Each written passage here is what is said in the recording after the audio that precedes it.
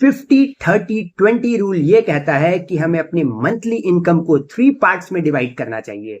50% हमें अपने नीड में स्पेंड करना चाहिए, यानी इसेंशियल्स में, वो खर्चा जिसे हम अवॉइड नहीं कर सकते, जैसे food, grocery, rent, school fees etcetera. 30% हमें अपने वांट में स्पेंड करना चाहिए, यानी अपने डिजायर्स में, एंटरटेनमेंट में एटसेट्रा।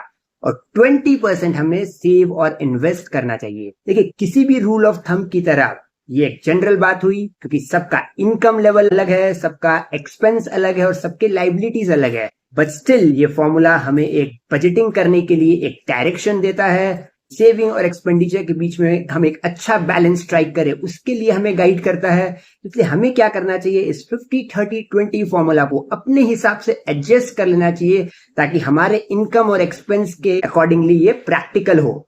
एग्जाम्पल के लिए समझते हैं, किसी का मंथली इनकम लो है, डिपेंडेंस बहुत है, तो नेचुरली मैक्सिमम मंथली इनकम उसका नीड में ही चल जाएगा। उसे क्या करना होगा, अपने वांट पे कट करना होगा, बट स्टिल उसे कुछ सेव करना चाहिए। मे बी स्टार्ट विथ 5-10%, ताकि सेविंग्स का भी एक हैबिट आए और दूसरा हम कुछ बैड डेज के लिए सेव कर सके।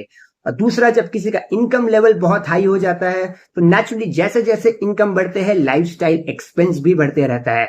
बट एक लेवल के बाद हमें ये देखना चाहिए कि अपने नीड वाले एक्सपेंस को ज्यादा नहीं बढ़ाए और सेविंग्स और इन्वेस्टमेंट्स को ज्यादा बढ़ाए, ताकि हम वेल्दी बन सके। देखिए, पैसा कमाना एक बात और वेल्दी होना दूसरी बात।